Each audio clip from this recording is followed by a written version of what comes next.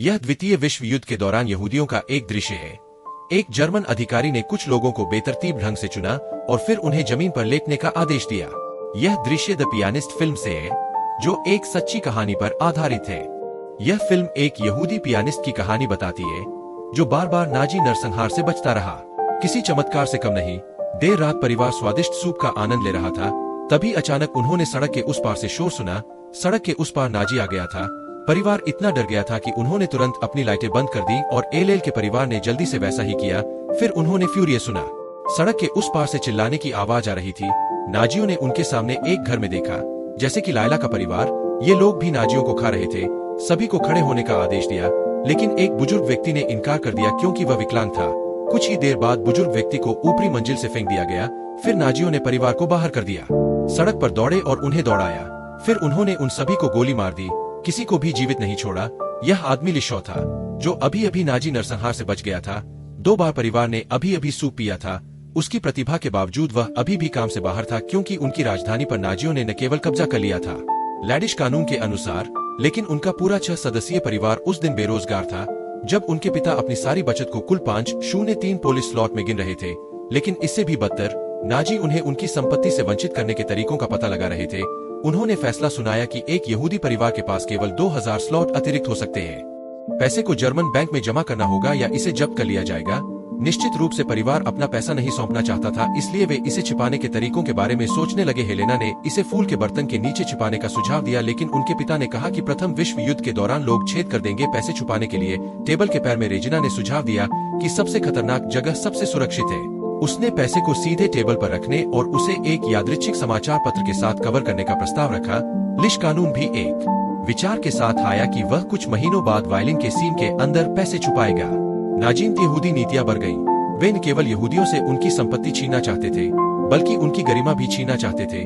सभी यहूदियों को सफेद बाह की पट्टियां पहननी पड़ती थी। सड़क पर चल रहे लीला के पिता को नाजियों के सामने न झुकने के लिए पीटा गया था, और यहाँ तक कि उन्हें फुटपाथ पर चलने से भी मना किया गया था। खबर थोड़ी सख्त हो गई थी। इसके बाद नाइस ने यहूदियों की जान लेने की भयानक योजना शुरू कर दी। लेकिन 31 अक्टूबर 1940 को 5 लाख पॉलिश यहूदियों को अपना घर छोड़कर दीवारों से घिरे यहूदी बस्ती में जाने के लिए मजबूर किया गया। लेकिन सबसे बड़ी समस्या अब भेदभाव नहीं बल्कि अस्तित्व की थी। 5 लाख लोगों ने एक गांव बनाया। शहर के भीतर पूरी तरह से जंगल के कानून का पालन करते हुए लोग किसी भी समय सड़कों पर उतर आते थे, और कालाबाजारी व्यापार बड़े पैमाने पर होता था, क्योंकि हर कोई भूखा रहता था। दोनों भाइयों को बाहर जाने और परिवार की संपत्ति सस्ते में बेचने के लिए मजबूर होना पड़ता था। जब वे घर लौटे तो उनकी मां ने कहा कि हेलर नाम का एक व्यक्ति उनसे मिलने आया था। यहूदी, लेकिन साफ सुथरे और साफ सुथरे कपड़े पहने हुए था। किसी रुतबे वाले हेलर ने कानून को बताया कि यहूदी बस्ती पुलिसकर्मियों की भर्ती कर रही है, और पूछा कि क्या वह और उसका भाई अच्छे लाभ वाली नौकरी में रुचि रखते हैं और परिवार को अब भोजन के बारे में चिंता नहीं करनी होगी। युवा हेनरिक ने उपहास किया और एक समूह में शामिल होने से इनकार कर दिया। जर्मन और अपने ही लोगों पर अत्याचार करते हैं, किसी को ऐसा करना ही होगा हेनरिक, लेकिन अगर उन्होंने ऐसा नहीं किया तो क्या कोई और करेगा। एक शिल्पकार होने के नाते एल्शला कभी कभी रेस्तरां में पियानो बजाता था। यह उच्च वर्ग के यहूदियों के लिए एक सभा स्थल था। घर जाते समय वह लड़का यहूदी बस्ती की दीवार को पार करता था और लगातार लोगों को देखता था उस पर चीजें फेंक रहे थे। वे इतने छोटे बच्चे थे कि वे दरारों से निकल सकते थे, लेकिन उनमें से सभी सुरक्षित रूप से वापस नहीं लौटे। बच्चा दीवार से आधा बाहर निकल चुका था। दूसरी तरफ के लोगों द्वारा उसे बेरहमी से पीटा जा रहा था। जब तक कानून बच्चे को खींचने में कामयाब रहा, उसने पहले ही सांस लेना बंद कर दिया था, जो कि असनीय हो गया था। दर्द, लेकिन यह तो बस शुरुआत थी, और भी भयावह घटनाएं अभी बाकी थी। रात के खाने के बाद उन्होंने कार के इंजनों की आवाज सुनी। जर्मन सैनिकों के एक समूह ने फिल्म की शुरुआत में दिखाए गए दृश्य की ओर जाने वाली सड़क के उस पार एक घर में तोड़फोड़ की। सौभाग्य से कानून अपेक्षाकृत भाग्यशाली था। नाजियों ने इसे नहीं तोड़ा। त्रासदी का अनुभव करने के बाद उनके घर में पियानो बजाते समय भी लदीश कानून निराश था। उस समय रेजिना ने अचानक उसे पाया और कहा कि हेनरी को नाजियों ने पकड़ लिया था। लदीश के पास यहूदी पुलिस से मदद मांगने के अलावा कोई विकल्प नहीं था। अधिकारी ने ठंडे स्वर में जवाब देते हुए कहा कि क्या आपने शामिल होने से इनकार नहीं किया है? फिर भी हमने देखा कि प्रतिभाशाली कलाकार भीख मांग रहा था। आखिरकार मदद मिली और हेनरी को रिहा कर दिया गया। लेकिन उसी समय सड़क पर एक बुजुर्ग व्यक्ति ने अचानक एक महिला का बर्तन पकड़ लिया। वे दोनों सख्त संघर्ष कर रहे थे और बुजुर्ग व्यक्ति तुरंत जमीन पर लेट गया और खाने को चाटने लगा। वह इतना भूखा था कि वह पशु प्रवृत्ति में परिवर्तित हो गया था, जबकि महिला केवल उस दलिया के बिना अपनी टोपी से उसे मारते हुए असहाय रूप से रो सकती थी। वह कल मार्च 1942 में भूख से मर सकती थी। यहूदियों की पीड़ा फिर से बढ़ गई। नाजियों ने पहले उनका सारा सामान जब्त कर लिया और फिर रात में उन्हें एक साथ चोट पहुंचाई। एक जर्मन अधिकारी ने सभी को बाहर इकट्ठा होने का आदेश दिया और फिर उन्हें एक एक करके बाहर निकाला। एक महिला ने धीरे से एक प्रश्न पूछा। कुछ समय पहले ही परिवार को एक एकाग्रता शिविर में भेजा जाना था। बड़ी संख्या में लोगों को चौक में ले जाया गया और लैडिश कानून जल्द ही वहां भी पहुंच गया। अब किसी भी अलगाव ने लोगों को परेशान कर दिया। जल्द ही एक बच्चा कैंडी बेच रहा था। पिता ने आखिरी 20 पॉलिश रोटी का इस्तेमाल किया, एक कैंडी बार खरीदे और परिवार के प्रत्येक सदस्य को एक टुकड़ा देने के लिए इसे चाकू से काटे। इस फिल्म में 3 पारिवारिक भोजन दिखाए गए हैं, जिनमें से प्रत्येक पिछले भोजन से भी बदतर है। पहला भोजन सामग्री से भरपूर था, दूसरी बार उन्होंने केवल सूप खाया, तीसरी बार केवल कैंडी का एक टुकड़ा बचा था। लेकिन वे क्या थे? पता नहीं था कि यह उनका आखिरी भोजन था। ट्रेन आ गई और वे सड़क के किनारे चढ़ने लगे। एक यहूदी पुलिसकर्मी ने लिश कानून देखा और उसे बाहर खींच लिया। लादिस्लाव अपने परिवार के पास वापस भागना चाहता था, लेकिन पुलिसकर्मी ने उसे रोक दिया। उसके पिता ने उसे जाने देने की हिम्मत नहीं की। वह केवल अलविदा कहते हुए वापस आया। बदला एक बार फिर भाग गया, लेकिन उसके बाद से वह अकेला था। हालांकि वह बच गया, उसके पास कुछ भी नहीं बचा था। वह अपने घर पहुंचा, लेकिन वह पहले से ही लाशों से भरा हुआ था और चौराहा सामान से भरा हुआ था। पीछे रह गया। वह एक कैफे में चला गया और अचानक एक आवाज ने पुकारा। रेस्तरां प्रबंधक ने उसे एक साथ छिपने के लिए कहा था। लॉ राउंड अप से बच गया था। फिर प्रबंधक ने उसे बताया कि उसने एक जर्मन पुलिसकर्मी को रिश्वत दी थी और जब चीजें शांत हो जाएंगी तो उन्हें बचाया जाएगा। लगभग 2 दिनों तक छिपने के बाद लॉ और रेस्तरां प्रबंधक अंततः बाहर आ गए। ऐसा लग रहा था कि काफी कुछ है। कुछ लोगों ने जर्मन पुलिसकर्मियों को सूचित किया था। उन्हें मजदूरों के रूप में काम करने के लिए ले जाया गया था, लेकिन क्या वे अब सुरक्षित थे? एक दिन अपना काम खत्म करने के बाद लिश कानून छोड़ने वाला था जब एक जर्मन अधिकारी अचानक प्रकट हुआ। वह बहुत गुस्से में दिख रहा था और बेतरतीब रंग से कुछ बूढ़े और कमजोर लोगों को उठाकर लेटा दिया और फिर गोली मार दी। उन्हें एक एक करके दुर्भाग्यवश जिस प्रबंधक ने लिश कानून को बचाया था, उसकी कुछ दिनों बाद हत्या कर दी गई। कुछ दिनों बाद प्रमुख मेजर नाम के एक यहूदी व्यक्ति से मुलाकात हुई, जिसने लादिश कानून को बताया कि उनके हमवतन को गुप्त रूप से एक एकाग्रता शिविर नामक स्थान पर भेजा गया था। ट्रेनें वहां पूरी तरह से गई और वापस आ गई। खाली यह अच्छा नहीं लग रहा था। मेजर विद्रोही था। उन्होंने गुप्त रूप से लोगों को रास्ते में प्रतिरोध की तैयारी के लिए इकट्ठा किया था। सेस के हमवतन लोगों ने एलेल की मदद की, इसलिए वह स्वाभाविक रूप से इस समय मना नहीं कर सके। एक दिन लॉ काम कर रहा था जब अचानक लड़ाकू विमानों की एक बड़ी लहर आकाश में दिखाई दी। लॉ ने क्षण भर के लिए विचलित होकर दस्तक दी कुछ ईंटों के ऊपर और नीचे के नाजी ने उसे नीचे बुलाया। जल्दी से नीचे आया, लेकिन उसके पैर पहले से ही डर से कांप रहे थे। उसने सोचा कि वह बर्बाद हो गया है और नाजी ने उसे कोड़े मारकर बेहोश कर दिया था। लेकिन वह भाग्यशाली था कि उसे मारा नहीं गया। उसके सहकर्मियों को पता था कि वह प्रसिद्ध कानून प्रमुख था, इसलिए वे ऐसा करने में कामयाब रहे। कुछ ही समय बाद प्रतिरोध योजना में बदलाव आया। एक अधिकारी ने यहूदियों से कहा कि उन्हें काम करने के लिए प्रेरित करने के लिए वे किसी को काम के बाद हर दिन आलू लाने के लिए शहर भेजेंगे। प्रत्येक व्यक्ति को 3 किलोग्राम आलू और 1 पाव रोटी मिल सकती है। इस नीति ने प्रतिरोध को एक मौका दिया। प्रतिरोध ने आलुओं में हथियार छिपाना शुरू कर दिया और एलडब्ल्यू काम के बाद शयनगृह में लौटते समय उन्हें प्राप्त करने के लिए जिम्मेदार था। वह दीवार के बाहर साथियों को हथियार फेंकने का मौका जब्त कर लेता था। जल्द ही एलेल के कार्यों ने संदेह पैदा कर दिया और उसे यहूदी बस्ती से भागना पड़ा या निश्चित मौत का सामना करना पड़ा। प्रमुख ने लिश कानून को बताया भागना आसान था, लेकिन जीवित रहना मुश्किल था। प्रमुख ने जल्द ही लिश कानून के लिए एक संपर्क पाया। अंततः वह समय आया जब लिश कानून ने गुप्त रूप से अपना कवच उतार दिया और त्याग दिया।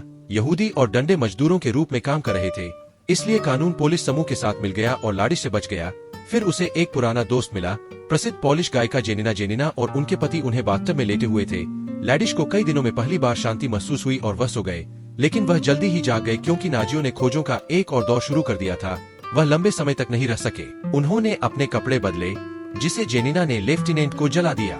श्लॉट ने जल्दी खाना खाया, लेकिन अपना खाना खत्म करने से पहले उसे जेनिना को छोड़ना पड़ा और उसके पति ने लिश से कहा कि वह लास्टिक नाम के एक आदमी को ढूंढ रहे। वह जल्द ही लिश के लिए रहने के लिए एक जगह की व्यवस्था करेगा। लिश 2 साल से अधिक समय तक यहूदी बस्ती में कैद रहने के बाद एक अपार्टमेंट में पहुंचा जो दीवार के बाहर बना हुआ था। जब लास्टिक छूटा तो वह बहुत चिंतित था। उसने लॉ को एक पता दिया और कहा कि वह आपातकालीन स्थिति में वहां मदद ले सकता है। लॉ बिस्तर पर लेट गया और अंततः सो गया, लेकिन अचानक उसने अगले अपार्टमेंट से एक जोड़े को हल्की पियानो संगीत में छेड़खानी करते हुए सुना। इस समय लिश लॉ फिर से होश में आकर मुस्कुराया। जीवित रहना, लेकिन शांति अल्पकालिक थी। अब अप्रैल 1943 था। सोवियत संघ को जीतने के लिए जर्मनी का ऑपरेशन बारबेरोसा यूरोपीय मोर्चे पर एक महत्वपूर्ण मोड़ लाने में विफल रहा था। बाहर के विस्फोटों ने संकेत दिया कि यहूदियों ने जल्द ही विरोध करना शुरू कर दिया था। प्रतिरोध करने वाली मकलिया इमारत तक पहुंच गई। जर्मन सैनिकों के साथ गुरिल्ला युद्ध में संलग्न हो गई। गोलीबारी कई बार हुई। उन दिनों प्रतिरोध बहुत दृढ़ था, लेकिन अंत में वे बेहतर हथियारों से हार गए और कई जर्मन बचे लोगों को मौके पर ही मार डाला गया। बाद में लिश कानून ने जेनिना को विद्रोह के बारे में बताया और इसके महत्व पर सवाल उठाया। जेनिना ने जवाब दिया कि वे सम्मान के साथ मरे और उनसे प्रेरित होकर जनमत संग्रह भी विरोध करेगा। हालांकि कुछ दिनों बाद कानून को खबर मिली कि जेनिना और उसके पति को गिरफ्तार कर लिया गया है। कानून को भागने के लिए कहा, लेकिन कानून को भागने नहीं देना चाहता था। कानून ने कहा कि जब नाजियों ने अपार्टमेंट पर हमला किया तो आपको अपनी मौत के लिए कूद जाना चाहिए, बजाय इसके कि वे आपको जिंदा पकड़ ले। जल्द ही जर्मन वाहनों की आवाज आ गई और जर्मन चिल्लाने लगे। दालान में लादिश कानून ने तुरंत खिड़की खोली और कूदने की तैयारी की, लेकिन वह कूदने से बहुत डर रहा था। सौभाग्य से यह एक गलत अलार्म था। जर्मन निवासियों को नीचे ले गए और यदि संभव हो तो उसे पकड़ने के लिए वहां नहीं थे। लादिश कानून युद्ध समाप्त होने तक इस अपार्टमेंट में रहना चाहता था, लेकिन फिर भी अगर वह हर दिन शांत पड़ा रहता था, वह भोजन के बिना नहीं रह सकता था। एक रात वह खाने के लिए कुछ खोजने के लिए बाहर आया और गलती से बर्तनों का ढेर तोड़ दिया। तुरंत दरवाजे पर दस्तक हुई। बाहर के व्यक्ति ने उसे चेतावनी दी कि अगर उसने दरवाजा नहीं खोला तो वे पुलिस को बुला लेंगे। एलेल जल्दी से अपना सामान पैक किया और दरवाजे पर चला गया। तभी उसकी मुलाकात एक चिड़चिड़ी पॉलिश महिला से हुई, जिसने तुरंत उसे एक यहूदी के रूप में पहचान लिया। लाडिश कानून तुरंत भाग गया। अब सबसे खतरनाक क्षण में बालक केवल आपातकालीन संपर्क के लिए जा सकता था। लेसिक द्वारा दिया गया पता। उसे आश्चर्य हुआ कि दरवाजा डोरेटा नामक महिला द्वारा खोला गया था। वह 3 साल पहले डोरेटा के साथ रोमांटिक संबंध में था। डोरेटा के सूजे हुए पेट ने संकेत दिया कि वह गर्भवती थी, लेकिन लिश कानून लगभग भूख से मर रहा था और वह याद दिलाने में असमर्थ था। उसने विनम्रतापूर्वक माफी मांगी और जल्द ही रोटी के एक टुकड़े की भीख मांगी। दीप्ति लिश कानून को जर्मन जिले के एक अपार्टमेंट में ले गया। अस्पताल और नाजी एसएस मुख्यालय के ठीक सामने यह लैंप के नीचे तथाकथित सबसे अंधेरी जगह थी, सबसे खतरनाक जगह जो सुरक्षा के लिए सबसे सुरक्षित थी। डी के पति ने एलटीआई शॉ को कमरे में बंद कर दिया था। खाना नियमित रूप से वितरित किया जाएगा और उसे निर्देश दिया गया था कि वह जितना संभव हो सके शांत रहे। वहाँ एक पियानो था। कमरे में वह बैठ गया और इसे पूरी लगन से बजाया। संगीत का महत्व केवल संगीत दिल में मौजूद हो सकता है। इस प्रकार कुछ महीने बीत गए। पति मेरिक नाम के एक व्यक्ति को लाया और कहा कि वह अब से लिश की देखभाल करेगा। मित्र राष्ट्र जर्मनी पर बमबारी कर रहे थे। कठिन समय समाप्त होने वाला था, लेकिन लिश की खुशी समय से पहले थी। मर्क बहुत अविश्वसनीय था और अक्सर 2 या 3 सप्ताह के लिए गायब हो जाता था। जब वह दिखाई देता था तो वह गरीबी का रोना रोता था और कहता था कि उसके पास चीजें खरीदने के लिए पैसे नहीं थे। लॉग ने उसे अपनी घड़ी दे दी थी, लेकिन मर्क अचानक लंबे समय के लिए गायब हो गया। लॉ ने अपने आलुओं को तब तक बचाया जब तक कि वे अंकुरित न हो गए। अंततः उन्होंने अंकुर हटा दिए और कुछ ही समय बाद उन्हें काट दिया। डोर और उसके पति ने फिर से लॉ का दौरा किया और पाया कि वह बिस्तर पर भूख से मर रही थी और बमुश्किल जीवित थी। डोर मूल रूप से अपनी मां के गृहांगण में जाने से पहले अलविदा कहना चाहती थी। लिश कानून ने उससे सीखा। मरकहाद ने लाडिश कानून की मदद करने के बहाने पैसे इकट्ठा किए और फिर डी की देखरेख में उसे लेकर भाग गया।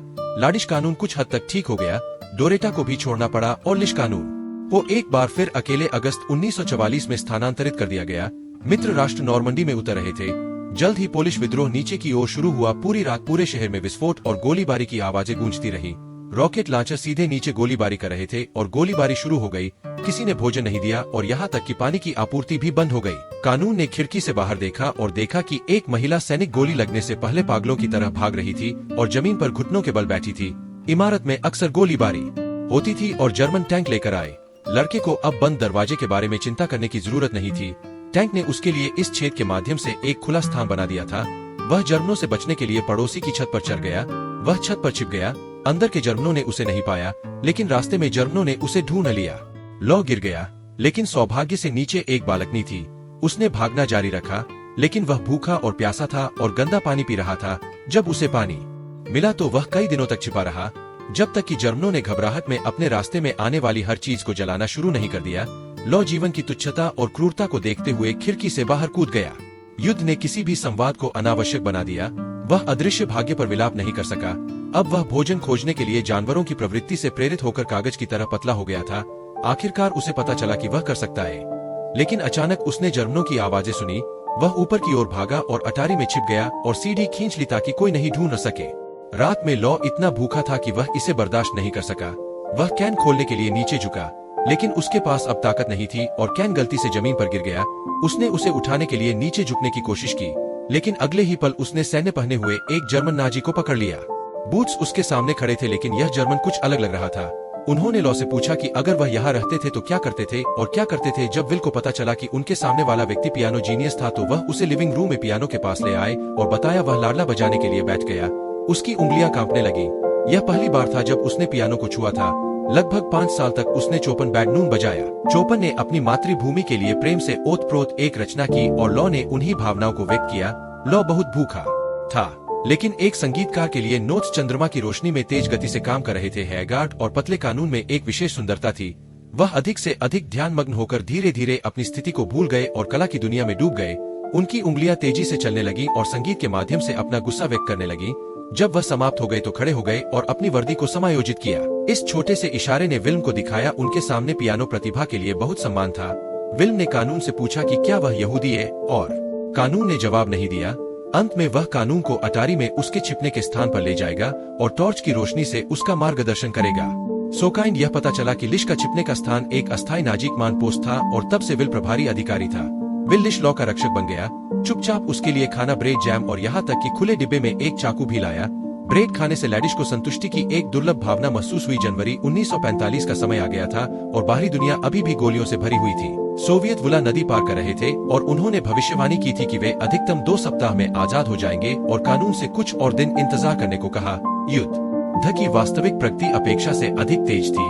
सोवियत ने वार्सो पर कब्जा कर लिया। केवल 5 दिनों में, जिस दिन जर्मन पीछे हटे, विल्म आखिरी बार खाना लेकर आया और जाने से पहले लिश को अलविदा कहा और लिश लॉ का नाम लेकर कहा कि वह किसी दिन उसका लाइव प्रदर्शन सुन सकता है। उसने लॉ को ठंड से बचाने के लिए अपना कोट भी छोड़ दिया। जल्द ही एक कार एक पोलिश ध्वज के साथ आया और लैडिश कानून उत्साहपूर्वक नीचे की ओर गया और उसे गोलियों से भून दिया गया। यह पता चला कि यह सब उसके जर्मन कोट के कारण था जो उसने पहना था। आखिरकार सब कुछ समझाने के बाद लाडिस्ला युद्ध से बच गया और 1950 में एक बार फिर से पियानो बजाया। एक दोस्त जो वायलिन बजाता था, उसने उसे पाया, यह कहते हुए कि वह एपी कैंप में एक जर्मन अधिकारी से मिला था। अधिकारी ने उसे कानून को यह बताने के लिए कहा कि उसने युद्ध के दौरान आश्रय प्रदान किया था और उम्मीद थी कि कानून उसकी मदद कर सकता है। मित्र ने विल्म का नाम स्पष्ट रूप से नहीं पकड़ा और हजारों पीएस के बीच बिना नाम के किसी को ढूंढना ऐसा था। अंत में हाई स्टैक में एक सुई की तलाश में लैंड को विल्म कभी नहीं मिला। जर्मन अधिकारी का असली नाम विल्म होसेनफेल्ड था। न केवल उन्होंने लिश कानून की मदद की, बल्कि यह पुष्टि की गई कि उन्होंने 1952 में 50 से अधिक यहूदियों की मदद की थी। एपी शिविर में उनकी मृत्यु हो गई। यह 2009 तक नहीं था। उन्हें राष्ट्रों के बीच धर्मी के रूप में बहुसम्मानित किया गया था, जबकि लॉ 88 वर्ष की आयु तक जीवित रहे। अंततः आशा करते हैं कि इस दुनिया में संगीत गोलियों की तुलना में तेज होगा और कला युद्ध को खत्म कर देगी।